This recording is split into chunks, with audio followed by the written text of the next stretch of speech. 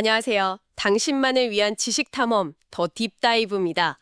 오늘은 조직의 심장, 바로 중간 관리자의 리더십에 대해 좀 깊이 파고들어 볼까 합니다. 정신건강의학과 의사이자 경영학 박사 이후경님의 글 중간 관리자의 리더십과 세 가지 덕목을 저희가 좀 살펴봤는데요. 이걸 바탕으로 조직 성공의 열쇠를 준 이들의 역할 그리고 역량을 한번 제대로 알아보겠습니다. 이번 시간을 통해 중간 관리자가 왜 중요한지, 또 그들이 뭘 갖춰야 하는지, 그런 핵심 덕목을 함께 명확히 짚어보는 게 저희 목표입니다. 네. 사실 조직의 성공, 실패를 가르는 요인이 여러 가지가 있겠습니다만, 리더십만큼 결정적인 것도 잘 없죠. 그렇죠. 이게 리더십이 좀 부족하면 아시겠지만 정치가 혼란해지고 기업이 어려워지고 심지어 가정까지도 좀 불화가 생기고요. 그 여파가 사실 상당합니다. 네, 맞아요. 그 단순한 운영 기술 이걸 넘어서서요. 우리 사회 전체의 어떤 건강한 공동체 유지에 정말 필수적인 덕목이다. 이렇게 볼 수 있겠습니다. 시작하기 전에 저도 인상 깊었던 문구가 하나 딱 떠오르는데요. 혹시 드라마 대행사 보셨어요? 네. 이보영 씨 나왔던. 네, 거기서 고아인 씨가 이끌던가, 따르던가, 비키던가. 우와. 이 대사 정말 강렬했잖아요. 그렇죠. 임팩트 있었죠. 그리고 또 GE의 제구엘치 그분이 사람이 먼저, 전략은 다음이다. 이것도 리더십의 본질을 딱 짚는 말 같고요. 근데 전문가님, 우리가 그냥 생각하는 거 있잖아요. 앞에서 막 강하게 끌고 가는 모습. 그게 리더십의 전부는 아니라고 아까 말씀 주셨죠? 네, 그렇습니다. 리더십을 그냥 지휘한다, 통솔한다 이런 능력으로만 보면 좀 핵심을 놓치기가 쉬워요. 진정한 리더십이라는 건 다수에게 어떤 긍정적인 영향력을 주고 공동의 목표를 향해서 가도록 동기를 부여하고 또 그 과정에서 구성원들이 스스로 움직이게 만드는 그런 좀 복합적인 능력입니다. 동기부여와 자발적 참여? 그렇죠. 더 나아가면 리더 본인이 자기 삶을 주체적으로 책임지는 모습을 보여서 다른 사람들한테 영감을 주는 것, 거기까지도 포함하는 개념이죠. 그렇군요. 그럼 조직 안에서 특히 중간 관리자의 리더십은 왜 그렇게 중요하다고 하는 걸까요? 이후경 박사님 글에서는 이분들을 조직의 버팀목이다 이렇게 표현하셨더라고요. 경영진하고 실무 직원들 사이에서 진짜 회사의 미래를 쥐고 있는 핵심 리더라고. 저 이 말 정말 공감됐어요. 중간 관리자가 강해야 조직이 강하다. 네, 맞습니다. 특히 이 중간 관리자한테 요구되는 중요한 능력 중에 하나가 그 역할 창조 능력이라는 건데요. 역할 창조요? 네. 그 주어진 일만 그냥 기계처럼 하는 게 아니고요. 조직 전체가 발전하려면 뭐가 필요할까 스스로 계속 고민하고 자발적으로 새로운 역할을 찾아서 실행하는 그런 능력입니다. 단순히 일 잘하는 걸 넘어서는 거군요. 그렇죠. 이건 명백히 리더십의 발현이라고 봐야죠. 이런 비유가 있잖아요. 한 사람이 꾸는 꿈은 그냥 꿈이지만 모두가 함께 꾸면 현실이 된다. 중간 관리자가 바로 그런 역할을 하는 거죠. 조직원들의 잠재력을 끌어내고 공동의 비전을 진짜 현실로 만드는 촉매제 같은 역할입니다. 리더십 얘기하면 항상 궁금한 건데 리더는 진짜 타고나는 걸까요? 아니면 만들어지는 걸까요? 그 질문 많이 하시죠? 네. 리더십의 대가 존 맥스웰은 리더는 만들어진다 이렇게 딱 잘라 말했잖아요. 그분의 유명한 5단계 리더십 모델을 보면 리더십이 어떻게 발전하는지 그 과정을 좀 이해할 수 있을 것 같아요. 네, 맞습니다. 맥스웰의 5단계 모델. 이게 리더십이 그냥 딱 정해진 특성이 아니라 의식적인 노력 그리고 경험을 통해서 계속 발전해 나가는 여정이라는 걸 아주 잘 보여주죠. 단순히 직위가 높아지는 것, 그 이상의 의미가 있습니다. 첫 번째 단계가 지휘 리더던데요. 이건 말 그대로 그냥 직책, 권한 때문에 사람들이 따르는 단계라고요. 솔직히 이건 진짜 리더십이라기보다는 그냥 관리자 아닌가 싶은 생각도 들어요. 구체적으로 어떤 한계가 있을까요? 정확히 보셨습니다. 지휘 리더십, 이게 가장 기본 단계이긴 한데요. 자발적으로 따른다기보다는 약간 의무감 혹은 이해관계 이런 거에 기반하다 보니까 영향력이 좀 제한적이에요. 그렇죠. 시키니까 하는 거죠. 네. 리더가 자리를 비우거나 권한이 약해지면 팀의 동력이 확 떨어질 수 있습니다. 진정한 의미의 동기부여나 헌신 이런 걸 이끌어내기가 어렵다는 아주 명확한 한계가 있죠. 그렇군요. 자, 다음 2단계는 관계 리더.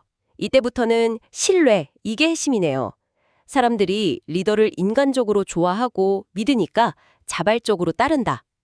여기서 재밌는 게 함께하면 즐겁고 일이 잘 풀리는 리더가 있고 반대로 같이 있기만 해도 기운 빠지고 일이 막 꼬이는 리더도 있다. 이렇게 나누셨어요. 듣고 계신 당신은 어떤 리더랑 일하고 싶으세요? 뭐 당연히 즐거움을 주는 리더 아니겠습니까? 이 단계는 리더십이 단순한 권위를 넘어서서 인간적인 매력 그리고 긍정적인 관계 형성, 이걸 통해서 발휘될 수 있다는 걸 보여주는 거죠. 이때부터 비로소 리더십의 진정한 영향력이 싹 튼다, 이렇게 볼 수 있습니다. 3단계는 성과 리더입니다. 여기서는 리더의 능력이 중요해지네요.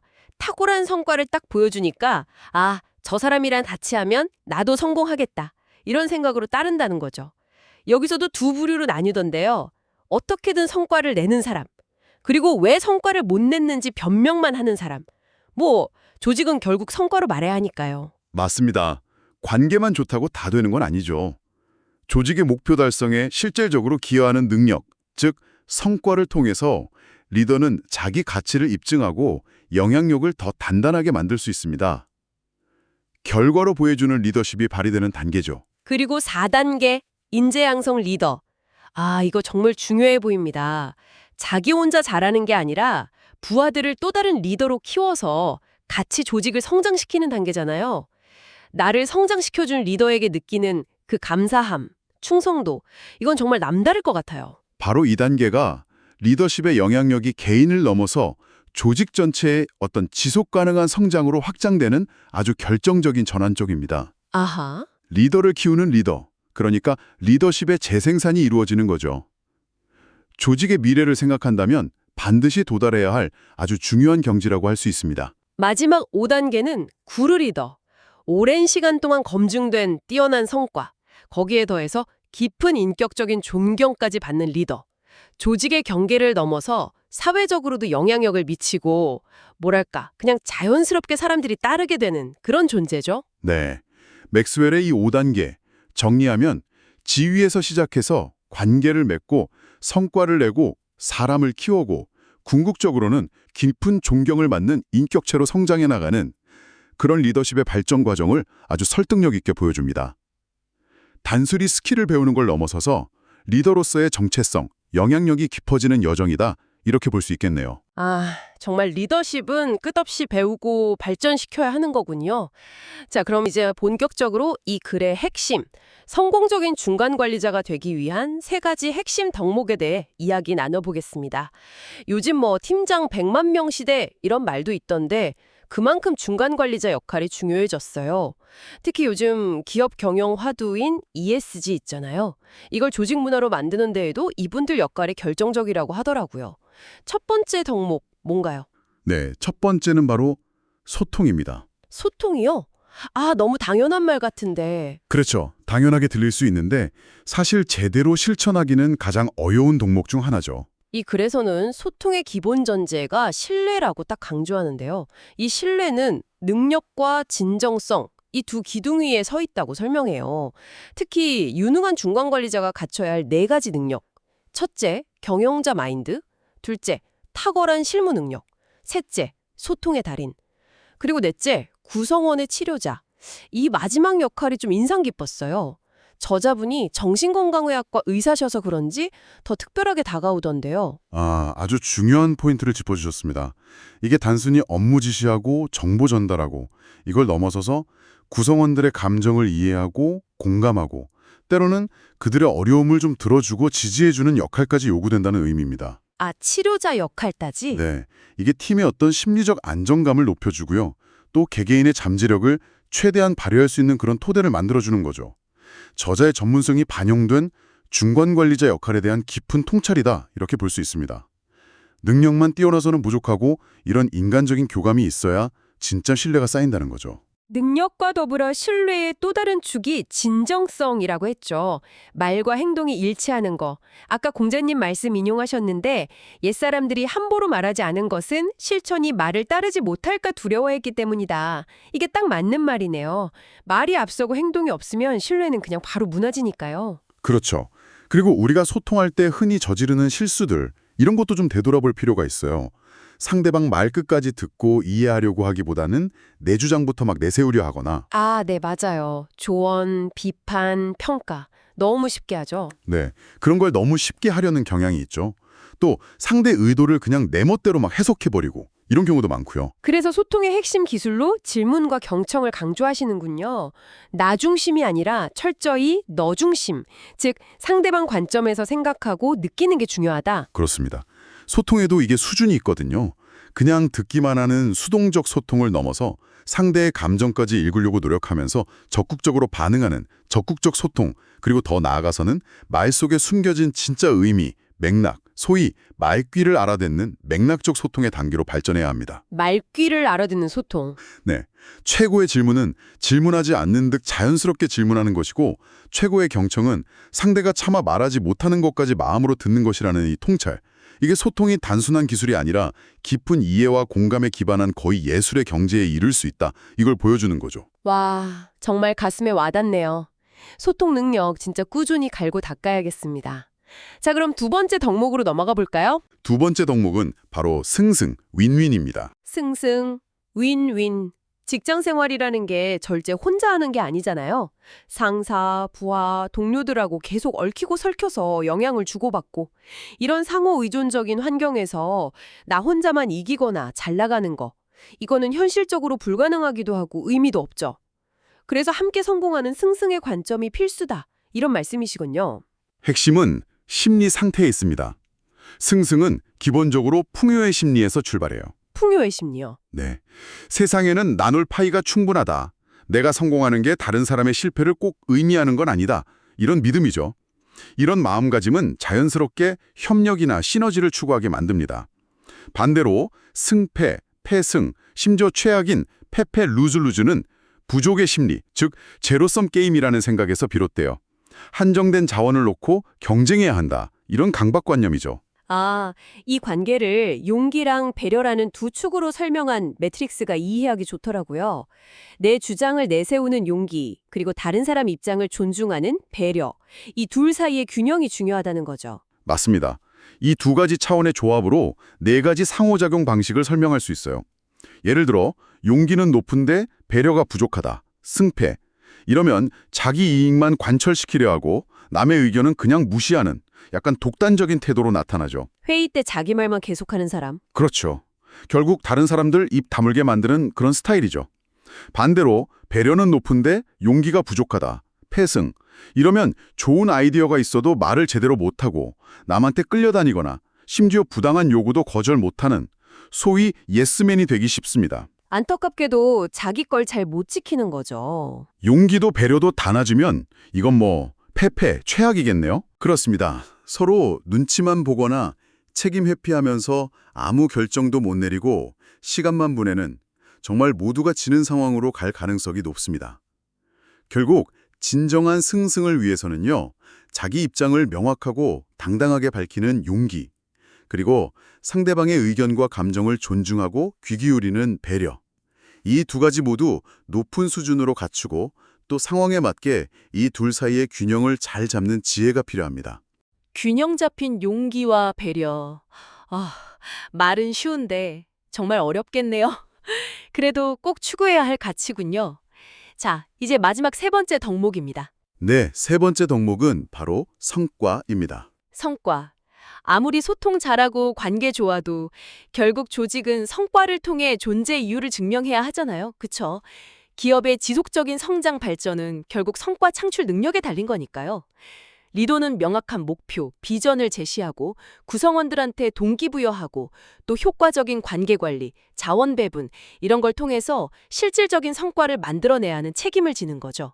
네, 이 성과라는 축이랑 아까 얘기했던 관계라는 축, 이걸 결합해서 팀원들을 한 네 가지 유형으로 나눠서 관리 전략을 세워볼 수 있습니다. 첫 번째는 성과도 뛰어나고 관계도 원만한 소위 에이스 팀원이죠. 아, 네. 조직의 보배죠. 그렇죠. 핵심 동력입니다. 리더는 이들이 계속 동기부여받고 성장할 수 있도록 잘 지원해야 합니다. 가장 이상적이네요. 다 이러면 얼마나 좋을까요? 그렇죠. 두 번째 유형은 성과는 좋은데 관계 측면에서 좀 어려움이 있는 팀원입니다. 개인 능력은 아주 뛰어난데 팀워크를 좀 해치거나 갈등을 유발할 수 있죠. 아, 그런 분들 꼭 있죠. 네. 근데 이분들이 성과 기여도가 높기 때문에 함부로 내칠 수는 없고 아주 세심한 관리와 코칭이 필요합니다. 동시에 이런 유형의 인재는 다른 팀이나 심지어 경쟁사에서 탐낼 가능성도 높다는 점, 이것도 염두에 둬야 하고요. 세 번째는 관계는 좋은데 성과가 좀 부족한 팀원. 흔히 사람은 좋은데 일은 좀 이런 경우죠. 네 번째는 좀 안타깝지만 성과, 관계 모두 개선이 필요한 팀원이고요. 리더는 각 유형의 특성을 잘 파악해서 맞춤형으로 접근해야 합니다. 특히 성과가 좋은 1, 2 영역 팀원들을 어떻게 유지하고 더 성장시킬 건가, 이게 조직 전체 성과에 직접적인 영향을 미치게 됩니다. 그렇습니다. 결국 정리하면 소통과 승승의 태도를 바탕으로 실질적인 성과를 창출해내는 것. 이 세 가지가 조화롭게 어우러질 때 비로소 성공적인 중간 관리자 리더십이 완성된다고 할 수 있겠습니다. 소통, 승승, 성과. 이 세 가지 덕목의 중요성 오늘 확실히 알겠습니다. 근데 이 글에서 또 하나 흥미로웠던 점이요. 바로 이 중간 관리자들이 ESG 경영의 실질적인 실행 주체가 될 수 있다. 이런 제언이었어요. 현장의 디테일, 이걸 가장 잘 아는 사람들이 바로 팀장들이라는 거죠. 바로 그 점입니다. 생각해보면 구매, 생산, 판매, 유통, 공급망 관리 등등 기업 활동의 거의 모든 과정에서 발생하는 환경, E, 사회, S, 지배구조, G 관련 이슈들, 또 개선점들, 이런 건 사실 현장의 팀장들이 가장 정확하게 알고 있거든요. 그렇죠. 현장에서 뛰니까. 네. 따라서 비싼 돈 들여서 외부 컨설팅에만 의존할 게 아니라 우리 내부의 팀장들한테 문제 해결 방안을 묻고 실행할 권한을 주고 또 그 성과에 대해서 합당한 인센티브를 제공하는 방식. 이게 어쩌면 ESG 경영을 조직 내에 가장 효과적으로 뿌리내리게 하는 가장 현실적이고 효율적인 방법일 수 있다. 이 주장은 상당히 설득력이 있습니다. 내부의 지혜를 활용하는 것 정말 중요하겠네요. 자, 오늘 우리는 조직의 허리이자 성장의 핵심 동력인 중간 관리자의 중요성, 그리고 리더십에 대해 이후경 박사님의 글을 바탕으로 깊이 있게 탐구해봤습니다. 맥스웰의 리더십 5단계를 통해서 리더십의 발전 과정을 살펴봤고요. 또 성공적인 중간 관리자를 위한 세 가지 핵심 덕목, 즉 소통, 승승, 성과가 무엇인지, 그리고 이 덕목들이 조직의 역량 강화와 ESG 성과 달성에 어떻게 기여하는지 구체적으로 확인했습니다. 네, 오늘 나눈 이야기들이 지금 듣고 계신 당신에게는 어떤 울림을 주었을까요? 혹시 지금 중간 관리자 위치에 계시거나 또는 중간 관리자와 함께 일하고 계신가요? 오늘 눈에 든 여러 자질 중에서 당신에게 특히 더 중요하게 다가오거나 혹은 이건 현실에서 참 실천하기 어렵다 이렇게 느껴지는 부분은 무엇이었는지 잠시 생각해보는 시간을 가져보시면 좋겠습니다. 오늘 탐구를 마무리하면서 청취자 여러분께 마지막으로 한번 생각해볼 만한 질문을 던져드리고 싶습니다. 이 글은 리더는 만들어지는 존재다. 그리고 소통, 승승, 성과 같은 덕목은 학습과 노력을 통해 개발될 수 있다. 이렇게 강조합니다. 하지만 동시에 맥스웰 리더십의 가장 높은 단계인 구루 리더는 오랜 시간 검증된 성품을 기반으로 한다고 또 이야기하거든요. 성품? 네. 그렇다면 진정으로 깊은 울림과 영향력을 주는 리더십은 의식적인 노력과 경험으로 쌓아오를 수 있는 기술에 더 가까울까요? 아니면 좀 더 근본적인, 어쩌면 타고난 성품이나 자질에 더 크게 의존하는 것일까요? 기술과 성품, 이 둘의 관계에 대해서 한번 깊이 성찰해보시는 것은 어떨까 싶습니다. 오늘 이 깊이 있는 탐험에 함께해 주셔서 진심으로 감사합니다. 다음에도 당신의 지적 갈증을 해소해드릴 흥미로운 주제로 다시 찾아뵙겠습니다. 지금까지 더 딥다이브였습니다.